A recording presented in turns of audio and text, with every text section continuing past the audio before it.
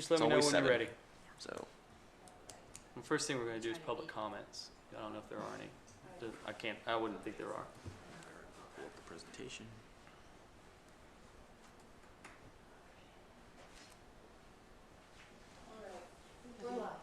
Okay. So we're good to go. If we could open up with roll call, starting with Susan, please. Sure. Susan Miller.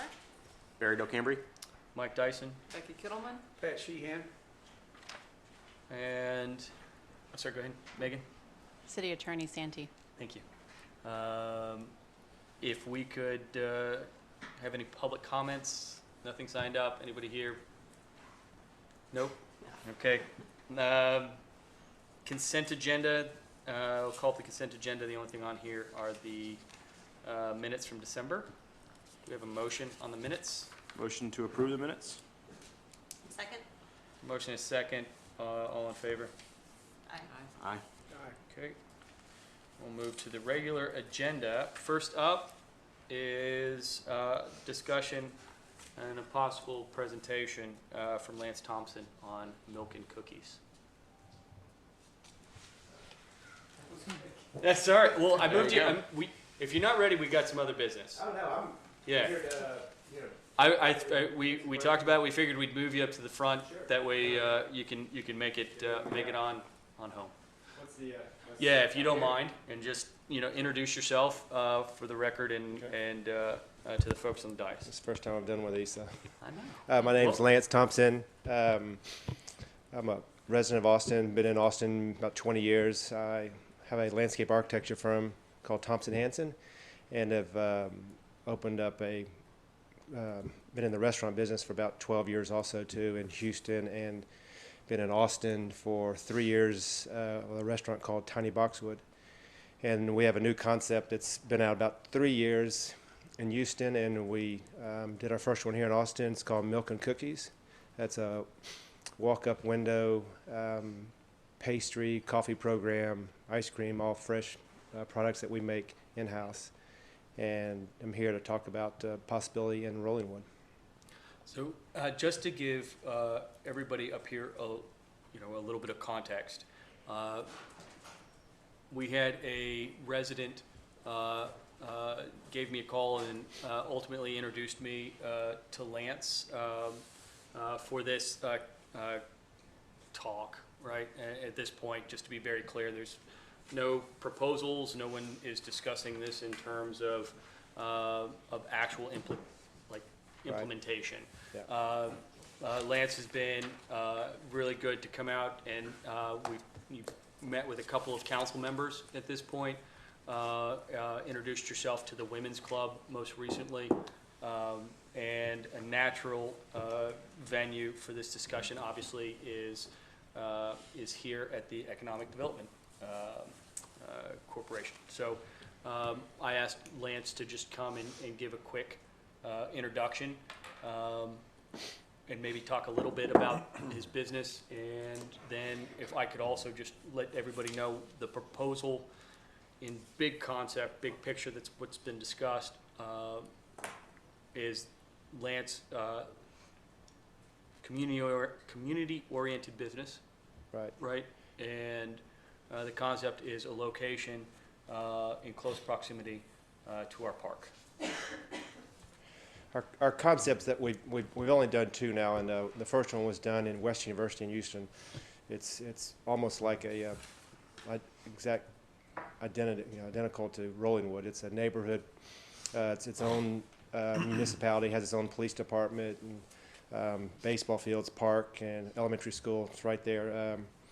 And we bought used to be an old grocery store. It's kind of it was built, I don't think in the 20s or 30s. And we redeveloped it, put a restaurant in there, and we leased part of it out to a bank. So it's right in kind of the heart of the neighborhood. And then we developed this chocolate chip cookie for some reason. Everybody loved it. And we were selling so many of them, so we thought we'd give it its own home. So we started this concept. It's a walk-up window. It's called Milk and Cookies, but we do more than cookies. Opens at 7 in the mornings, stays open till 9 at night. But it's just it's hard to explain it, but for West University, it's one of the best things that, that's happened over there, because it brings kids out there, that people walk. I mean, you can't go by there any time of the day where somebody's not walking up there with their kids, or kids are riding their bike up there. They're grabbing a coffee, they're sitting there to have a coffee with their neighbor, or having a meeting, or kids are getting an ice cream cone. It's just kind of how I grew up when I was little, 50 years ago. So I'm all about spaces. I'm all about bringing the neighborhood together. It's kind of a lost art in what's going on around just the country. So my whole goal is, when I know I've kind of hit it, is when I see the neighbors, children, and people walking up with their strollers, with their dogs. That's kind of, whether I make money or not, that's when I know that it's worked, and it's kind of doing what I was hoping it would do. So we did the one in Houston. It's been extremely successful. It's used for the real estate group there. Touts it as, if you want to live in West University, you have this great place for kids to go to, or walk to. It's right by the baseball fields. It's right by the elementary school. It's kind of everything you would dream up about if you lived in a neighborhood and hoping to have. So then we did another one. I bought some property over in Bracklewoods.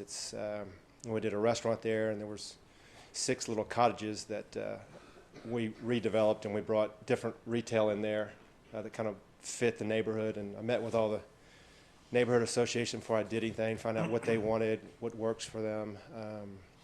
We have, once a month, we have market day on Saturdays, where it's not a full farmer's market, but it's kind of a smaller version of something like that.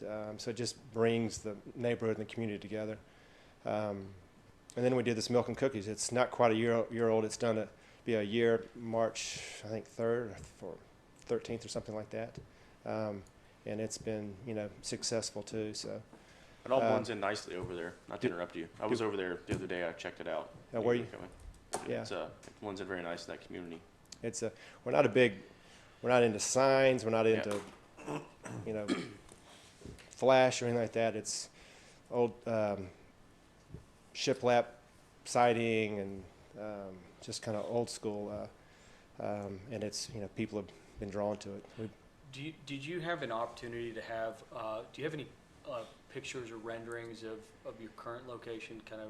No, I didn't bring any of those. I brought some, kind of, head count, how many people go through it on a daily basis, depending on if it's Monday, Tuesday, or Saturday, Sunday, and the average ticket too, so you can kind of get. So we could talk potential economics on it. Yeah. The footprints, it's about 600 square feet. It's not. Yeah. It's not a big building. It's a very small. That's our whole concept, small space, and it's not a place where we have outside tables or. It's not a restaurant. No. It's literally so. Just to help with visualization on what we're talking about, it's almost reminiscent of like a traditional schoolhouse kind of look is kind of what it reminds me of, and it's a walk up window, and this is the one over off of 35th, right? It's a walk up window. You have some fantastic people behind there, very friendly. And then there's kind of racks of pastries and baked goods at the back. Been there. Yeah, and it's the best chocolate chip cookie you'll ever have. In any case, just to give some folks some context, if anybody hasn't actually been to the location before. Sorry to interrupt you. The best thing to do is just come by and see it and get a feel for what it is, and come by it before school on Bracklewoods, and you'll see parents there with their kids getting stuff, and after school and everything in between. Can I ask you what prompted you to open your first Austin location there? What made you think that was a? I'm all about neighborhoods. That's where, I love spaces. I'm a big space person. I like smaller spaces. I like spaces that people want to be in. When I'm designing things up, we do residential, kind of high-end residential. So that's kind of my thing. I'm just a big space person. Spaces that make me feel good when I'm sitting in them. I feel like, we spend a lot of money on greenery and outside space. I'd rather spend more on greenery than I would on structures and things like that. So, One of the things that I find appealing about that specific area, if you take, walk out maybe 100 feet, and it's a completely different feel Yeah. than when you're in your grove. It does feel like you've almost created a park Right. space, Yeah. if you will, kind of tucked in there. I actually missed it because I thought it wasn't park, and I went into the doctor's office next door trying Yeah. to find you. So yeah, I mean it does blend in. It is. yeah, very no, it's clean. it's tucked off the street. Yeah. So most people would think that's a crazy idea to do something where you can't even see it from the road. Or Yeah. How long ago did you do that development over there originally? I bought it. I'd looked for a long, long time. Yeah, and I'm talking about the one in Broncos. One in Brighton, yeah, I looked for a long time, and I finally, a friend of mine called me on a Sunday and said this is about to come on the market. So it's been about 3.5 years, 4 years now I've owned it. Probably 4 years. Yeah, in my former life, I lived in Broncos. Broncos Yeah, for about 20 years now. I did. Yeah, Yeah, but it's that whole area over there has just kind of been transformed, and it's when all of kind of that area started, people were scared, trepidatious, and everything else. And that's one thing about kind of where y'all are over there is, the outdoor spaces are almost as amazing as the indoor spaces. yeah, that's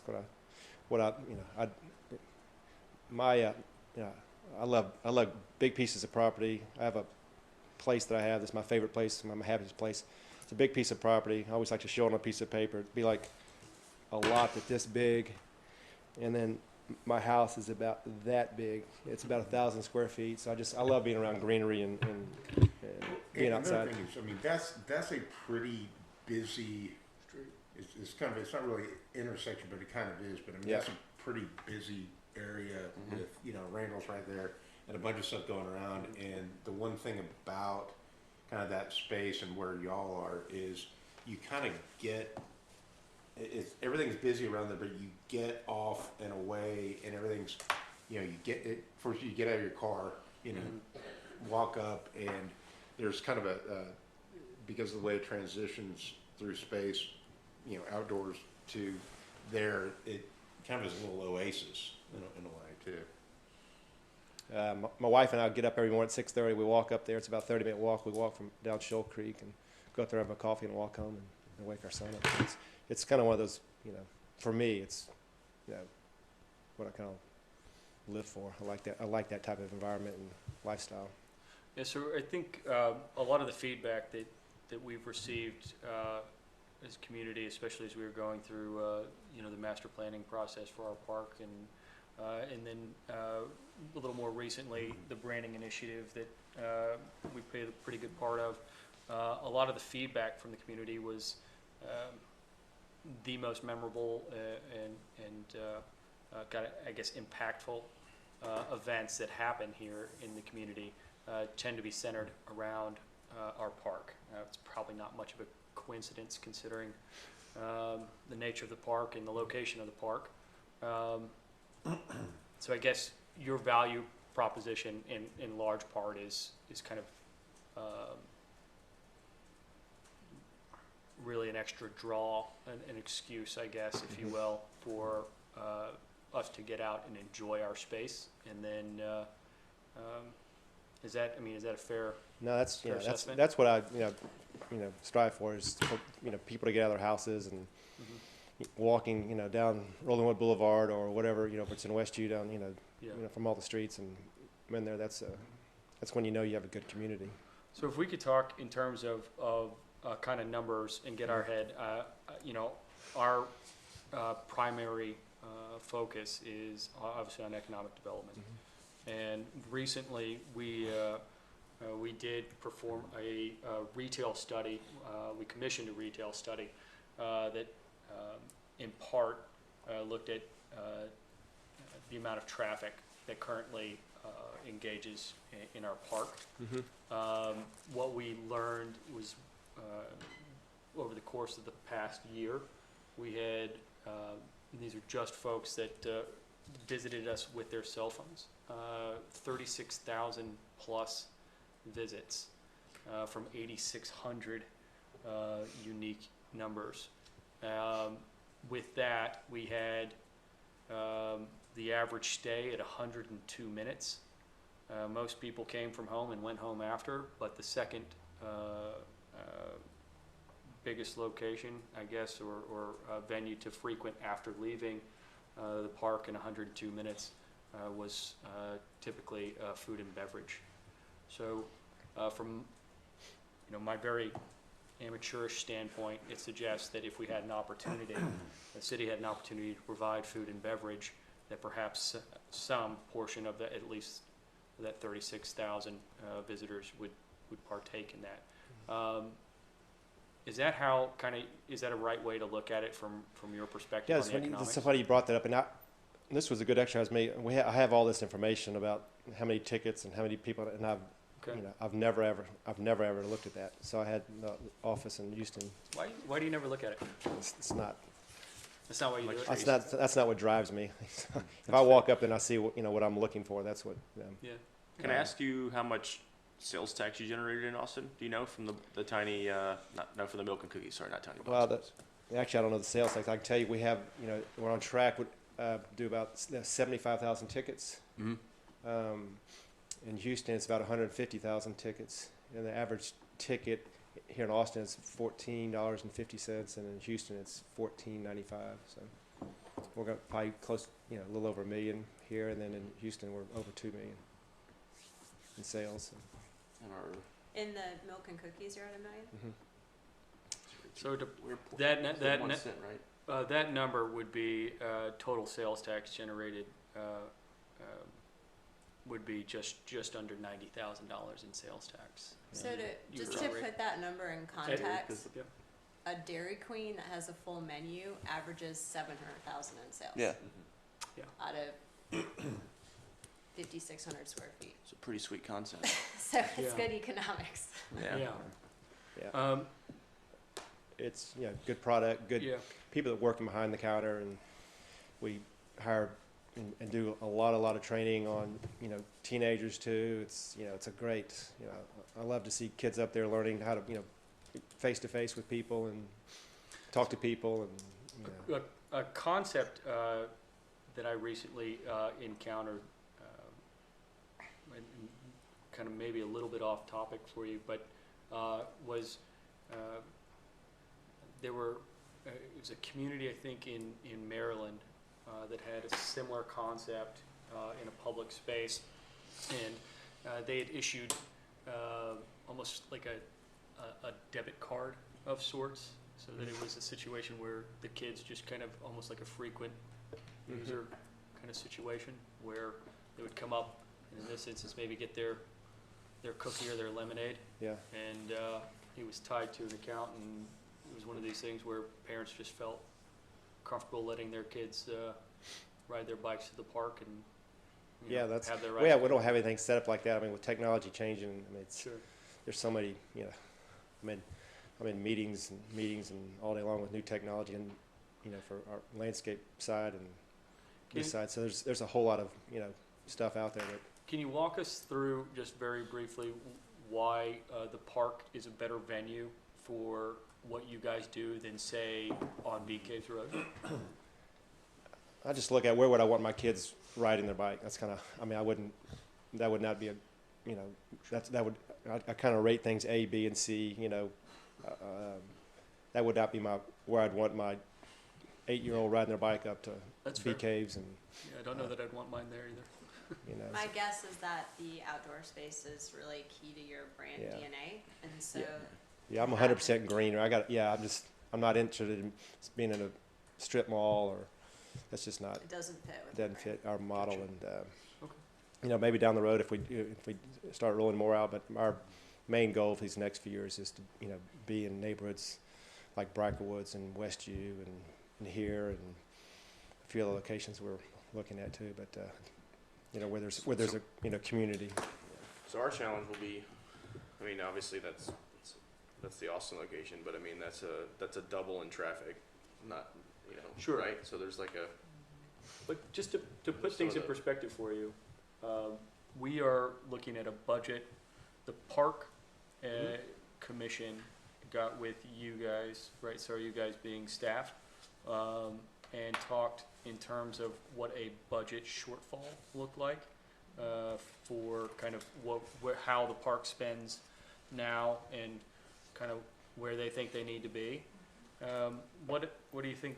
Do you recall what that number was? Kind of that delta that between the spend now and you know what the anticipated need is? It's about 60,000.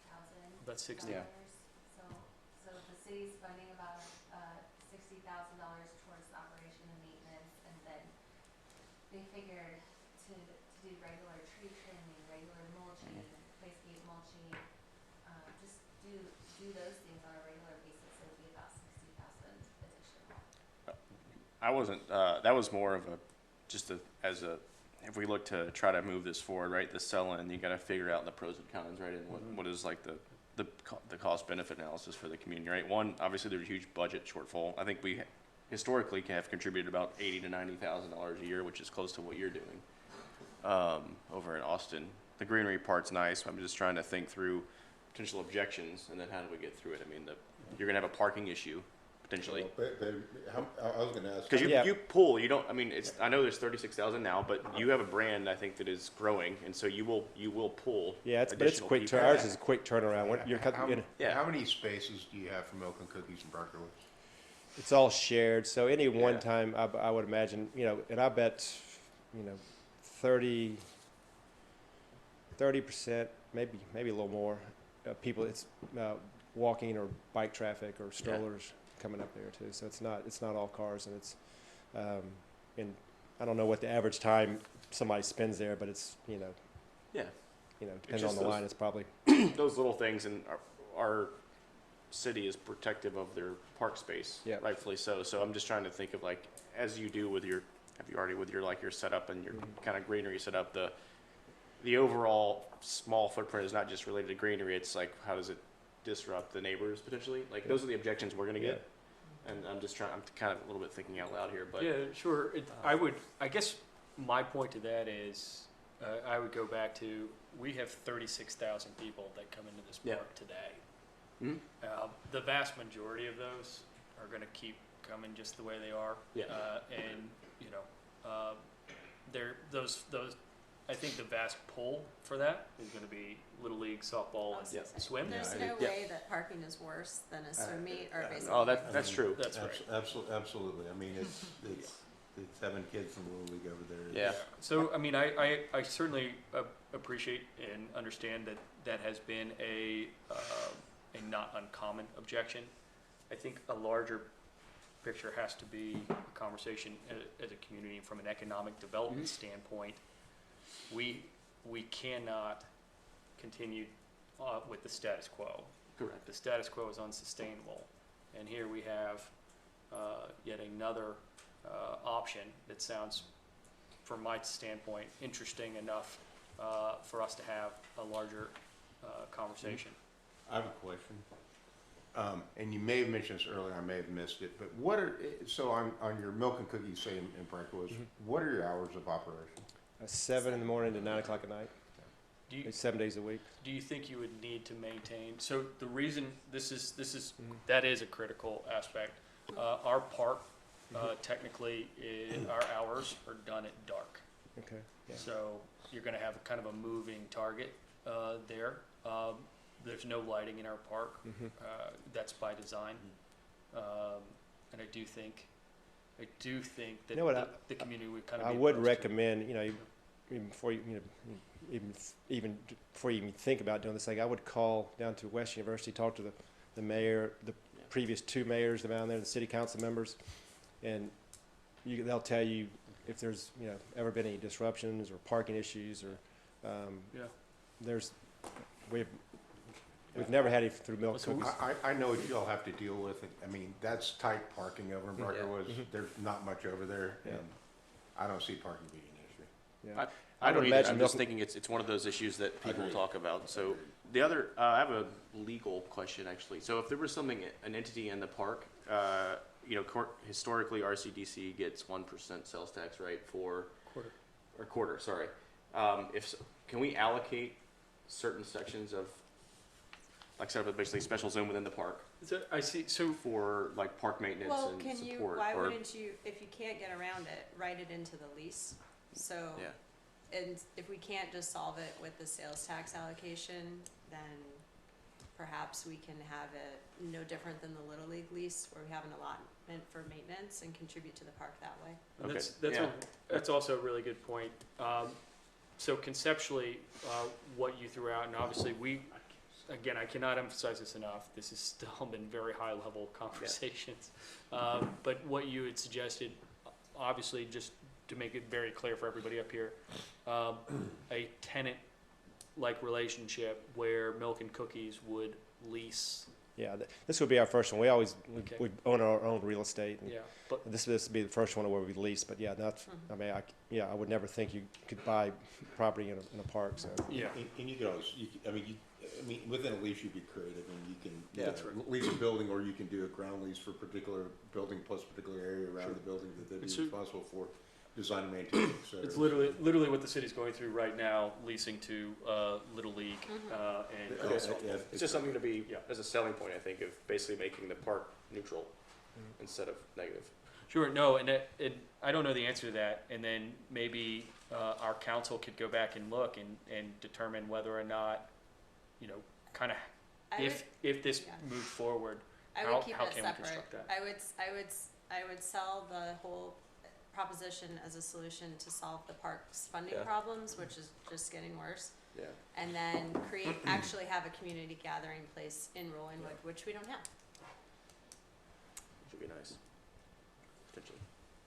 So, what other information do you think we should consider? I mean, I know you're on the tour of Rollingwood. You've been very. I appreciate the fact that I think this is the 4th time you've engaged or 5th time you've engaged the city in some capacity, trying to get to know us. Yeah, and I'm just a gigantic believer in. I'll never, force something down. And like I said, I spent tons of time with Brackwoods before we did anything with the restaurant. I was heavily involved with. I went to talk to the school, the PTA, and everybody. Want to say this is what we would like to do. Is this something the neighborhood wants? I'm a big believer. If the neighborhood really has to want it, I can tell them everything about what we do, what we're about, and what we've done. But it just boils down to the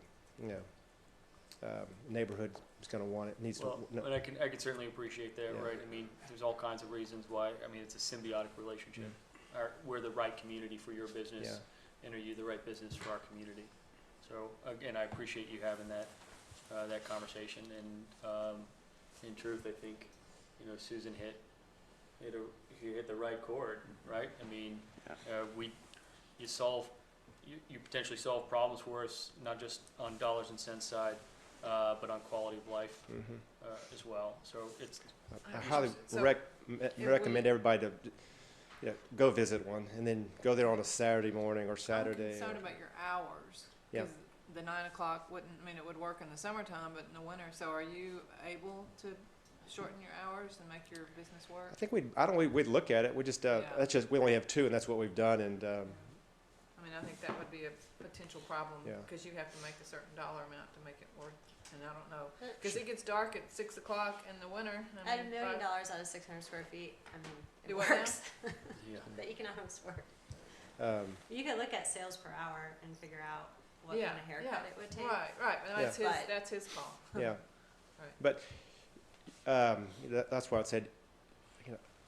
That would be my first concern if I lived across the street from a park or somebody's talking about what is this type of entity? What's it going to look like? Are they noisy? Do they make, does it have 100 people out there at any given time? So that's why I encourage anybody, if it's something y'all think you might be interested in, is really just go visit the one in Houston, which is the busiest one, which I think is kind of an outlier. It's still kind of amazing what they do in that small space. But to get a feel for what the activity is, and how many people are there, the noise, if there's We actually have a couple of residents from West U, and we're familiar with Lance's operations there. We have And houses right across the street from us, literally so 150 feet away. Specifically, one of the West U residents now lives immediately across the street from the park and was thrilled with the conversation at the women's club anyway. So, again, from, discussing this from an economic development standpoint, I don't see how we can't entertain this in very realistic terms. And to that, I would suggest, from an economic development standpoint, we'd really love to see, dig a little deeper in conceptually what, maybe a little more specific in terms of what we're talking about, maybe even down to terms of a proposal. And maybe I say that, I'm getting ahead of myself a little bit, perhaps time to talk to the Park Commission and,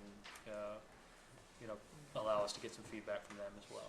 Yeah, I think it would, if that's something if you're something you're interested in, I can, we can, the space where it would sit, it would be, we need to look at that. And I certainly think, and, I don't want to speak for everybody up here, but, I think it's probably incumbent on us to dig a little deeper into the concept. I mean, Yeah. that's, again, emphasizing the fact that we're here for economic development, and what you've just put forward is exactly a proposal. Proposal may be a little strong, but a concept yeah. that fills that space. So, And we have drawings that we've done for the one in Houston and the one here, and we're going to be doing another one in Houston. We have a full set of drawings on it, so you can kind of see what the images look like. And literally, it's so small you can actually take it and plop it around. yeah, I again, like I've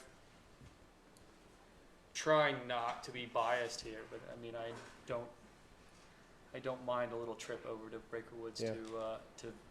to grab a cookie or It's nice. I was over there last Saturday. any number of other things. Could I suggest that any some photos and maybe some pictures that, Yeah. that you have of the actual operation, if you could I email can get photos and those videos when it's in Houston, when it's the most crowded, so you can kind of see what it looks like. That's anything you think that would help us get our heads around and visualize exactly what you're talking about, and then be able to have that conversation with anybody in our community that's interested in having that conversation. Would you mind providing that to our city secretary? And then our city secretary, Ashley, by the way, Okay. Ashley can then distribute that to all of us so Okay. that we can independently take a peek. Yeah, like I said, call down to Houston, and I don't know if y'all be contacted. I'll talk to the Yeah. mayor and city councilman, the previous two mayors, and they'll tell you anything you need to know about Yeah, any information you may want to know about it. that's a great idea. Or I'll follow I up on can probably get you neighbors that are directly across the street, so they're actually closer than the closest neighbor That's- probably would be here. that. I tell you what, any information that you're able to provide us along those lines to help us understand, Barry makes a great point. You've got to weigh pros and cons in any of these situations, and the more data we have, the better decision, Yeah. more accurate decision we can make, I guess. Okay. Yeah, I can get you as Thank you. absolutely. Anybody else? You have anything for us? I don't think so. I have a ton, but I'm gonna save it because I'm hoping we'll just see you again soon. All right, great, Okay. appreciate it. Great, Lance, thank thanks a you. lot. Okay. Next, discussion and possible action on a funding request from the Park Commission for the installation of gates and fencing tear out, haul off and replacement. Just for context on this comes to us from the Park Commission. Chairperson Catherine Horn put this together and has priced it all out. The information's in our packet. This was at one point put to the city council, and the city council, for the city to fund this, the city council put it on pause up until the point where the lease for the softball and little league was executed. The rationale of the council at that point was that the current terms of the little league lease called for capital improvements, and traditionally, Little League and girls softball would have been responsible for this type of maintenance and capital improvement. So, just for context, I was not aware that the Park Commission was going to send this over. So you guys now have all the information that I do on it. So, this came up when I was on Parks years ago. I knew, I pulled the last lease, it was a minimum maintenance of $5,000 a year for a 5-year term. Given that they're in renewal discussions and given that this is a direct benefit to the baseball leagues, I think it would be prudent to hold until the lease is fully vetted before we start spending money ahead of time. So, one more question. I may have remembered to use a word, what we can and cannot do with our funds. Are we allowed, is this fall in the scope of RCDC still? So Special projects. it would have to be, we would have to talk about this as in terms of a project, which would then go through the process of public hearings. So even if we said that this was a project that we wanted to undertake, and it wasn't classified as that, It'd be under the nature of a capital improvement as opposed to routine O&M. Right. Okay. Yes. Okay, that's all. And I did have one wording question on this. Mhm. It says to close off fields 1 and 2 for pets. Do they mean close off fields 1 and 2 to pets or for pets? So fields 1 and 2 by ordinance are prohibited from off-leash use. Yeah.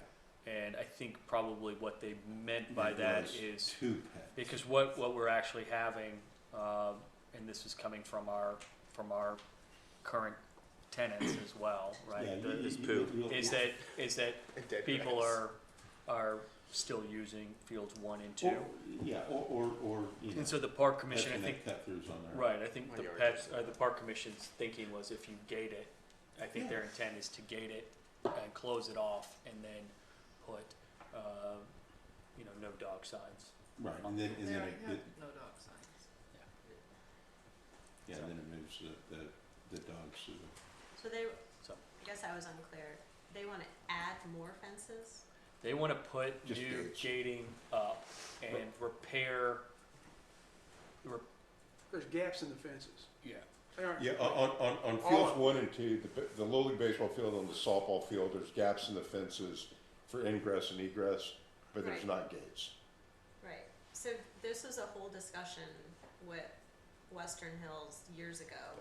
And the idea, there was a safety concern for people, God forbid there was an emergency, getting in and out and having the gate jam if someone got hurt on the field.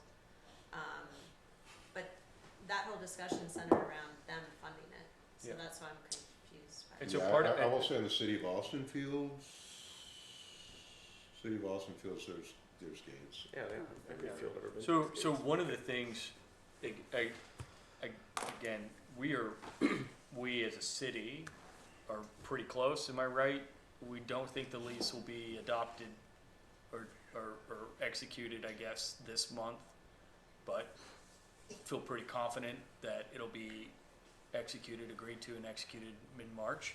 They start in March. So, Yeah. well, they're on a, so just to be clear too, they're currently operating on an extension of their existing lease. And, Did they do a capital improvement in 2019? I, We did. so, I think it's just a situation where you probably hit the right note. We don't know what the terms under Yeah. that lease are going to be, and maybe let's just, Do we need to make a next motion to month. hold this off till next month, or can we just move Yeah. on? Well, What is the proper protocol for something like this? 'Cause this is a We proposal. We could sent. literally, yeah, that's, we can table it, but, I mean, so the question I understand the gates concept. I don't understand from kind of what we had in the packet, what's going on with the other stuff and where and why. Well, they left out the map. Yeah, Yeah. yeah, That's- and I'm with you, I'm a The map drawing, guy. yeah. I'm a map guy. If I can see it on map, I can Yeah. understand a lot better. I'm Yeah. just, but I'm No going, drawing here. okay. Yeah, where the fence is. So if it comes back, that's something that I'd like to see. Me too. And more than one bid. Yeah. Yeah. It does one bid. So, we're not going to table it because that's not the right thing to do, but we can postpone. That's one of your colleagues' pet peeves. So just let him know as he's sipping his cappuccino that we took the proper action. Okay. So if everyone's good with that, and Amber, if you wouldn't mind passing on to the Park Commission Of that course. it's not, it wasn't a no, it was a situation of, let's Well, reassess when and to all, get when maps. we have, yeah, when everything settles. Yeah. Okay, anything else on that? We'll move on to the discussion of the Commercial Corridor Task Force. So, one of the things, sorry, go ahead. I think we need a motion to postpone. Do we need a motion to postpone? No? No. Okay, Yeah. good. Sorry. It's okay. He was, he, yeah. Postpone, it could be any.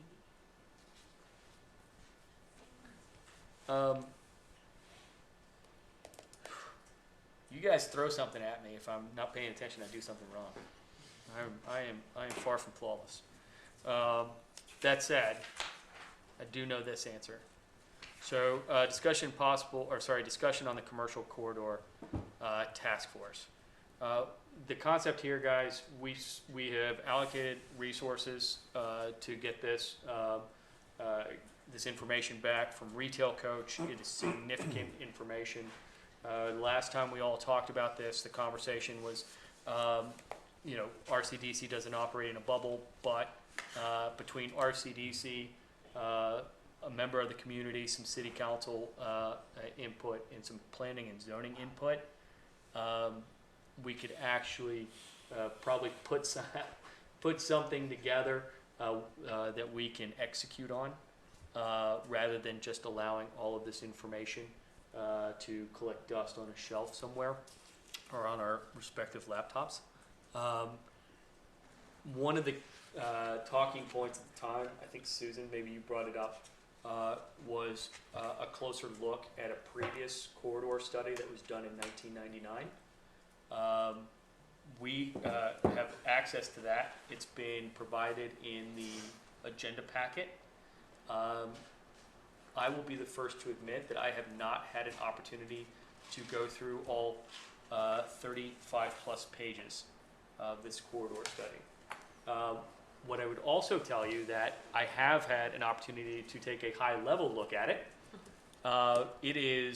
There is a lot, what you'll see when you compare it to the Retail Coach study, It's a lot of the same stuff. there's a lot of, Nothing's been done. nothing has been Yeah. done It's the same. in the better part of 20 years. And that goes to the point of this task force. Mhm. I would like us to really, to make sure that our body 20 years from now doesn't look at this and go, well, there you go, right?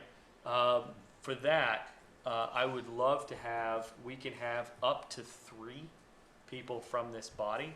We have already 2 folks from planning and zoning, and then the idea is to grab somebody from the community and somebody from city council to make sure that you have representation from key stakeholders with kind of different inputs and different mandates, if you will, to actually put together an actionable plan that we can start knocking down. Okay. Who- I would like to help with that. Right on. Same. Okay, I'm in. 3 members. Got him? Got him. Fantastic. Can you, All right. can you tell us who's from planning and zoning on, is it? Does that Oh. change your answer? It may, cause I think. This is being broadcast live, so Yeah. not to get on the wrong side of your And if Brian neighbors. Nash is listening. Oh, there you go. I don't remember offhand. It's been a couple nights since that was discussed, and by a couple nights I mean a month and a half. Brian Nash, Alex Robinette, and Jamil. And Jamil. Yes. Okay. So, there you have it. I don't know who from city council, will join yet. It hasn't been, proposed to council yet. And then we'll wanna grab, somebody, from the community, at large. And, Is the mayor involved in this? I cannot Is be, Alex on city council? Alex, she's on- no, she's on planning and she- zoning. Perfect. Planning and zoning, Yeah, okay. so I can't be, I Yeah. would, That's fine. I would create a quorum, Oh, that's right. so with you three. All right. Okay. So, there we go. All set? Right. Thank you for your service. All right. Anything else, thoughts or comments there? No? Perfect. Okay, so. Actually, yes, sorry, one Sure, question. So we have everyone now, I think, minus the outstanding community members. From the initial like setup or start of this meeting, who runs point? Like, at least to getting us together for the first time. So I'm gonna probably charge our city administrator Okay. kind of getting this together, Okay. making sure it's initially organized, Yep. and then I'm guessing our city secretary is going to make sure the communication is all set up. Basically, probably just a quick, easy email list, and then Okay. as a body, maybe you guys get together. I don't know, use Microsoft Teams or Yeah, we'll Google figure it out. Share Okay. or whatever, and then kind of internally, don't be afraid to take some ownership of this. Big picture wise, planning and zoning is talking about a comprehensive review of our citywide zoning scheme anyway, which is why this was very timely. Which is Right. all the things that this report mentioned from 20 years ago. That's right. That's right. So everything from 20 years ago, right? What do our sign ordinances suggest? Why do our ordinances require our businesses to be at the back of the property where they're the closest to the residents rather than closer to the street? Those are the types of conversations, and I don't know, maybe the community thinks that's the right way to be. I don't know the answer to it. That's what you guys you guys are tasked with figuring out. All right. Great. All right. Anything else on that? Is that okay that I've just put that on you? I mean, I know we have a service contract with you, so the city gets paid for it. The price just went up. Fantastic. Well, but isn't planning and zoning doing it then? So planning it, yeah, there you go. I see what you did there. Yeah. Okay, well, 6, discussion and possible action on a Rollingwood marketing plan and participation in a citywide newsletter. So this kind of ties in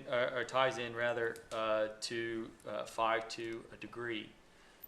Again, our core function here is not just to allocate tax dollars, but to promote business and economic development in the city. One of the things that we as a community we have an identity problem, which I don't know that we can unilaterally solve, but we can certainly be part of the equation. It is not uncommon to run into folks that think we are Westlake Hills. Most of our businesses still print Westlake Hills on their receipts, right? So I'm of a mind that there has to be a value proposition for these businesses to identify as Rollingwood. And we're better to start that conversation than at our EDC. And I know we have at least one member with a marketing background, and perhaps that one member has some extra time and wants to lend his services to a high-level concept that we could discuss, and then delegate some of that responsibility among our group. So what But- is it, 5? In any case, the other aspect of that, the other thing that we, in all aspects, a number of aspects in our community, are frequently kind of dinged for is communication. And one of the things that the city council has talked about for a while, and is actually part of the marketing plan and branding process that Bowie put out, was a newsletter that helped feature our businesses. We had a council member specifically request that item come onto our agenda so that we could discuss in terms of RCDC participation in a citywide newsletter, and whether or not we had an interest in doing that. What is the delivery method of the newsletter, and like what is the intent? Is it related to the business marketing plan, like the business awareness, or is it like so and so had a kid? I mean, like, what is the Right, so I think I wish that city council member had joined us, and I wish that city council member had provided us with some kind of, example of kind of what's in the mind's eye there. But I think largely what we're talking about is a digital presentation where, somebody on RCDC might take ownership of going to a local business and talk, and that's right, kind of a spotlight on a business, whether it be a spotlight on a business or some kind of contribution from the RCDC directly on kind of what we as a body see, right? Probably, I don't know, I think that at one point they were talking about maybe the business side of this newsletter might take up a quarter of the entire thing, which is maybe a page type, and then it's. So I there's, would think something like what the Austin Business Journal does or what Community Impact does, Yeah. where it's simply an interview with a local business owner. Yep. And it's just a Q&A with their photo and that. yeah. there are services like Davenport has them, Terrytown has them, that are magazines that they're meant for people to make money, or they're selling advertisements, but it also, they highlight, they put a calendar.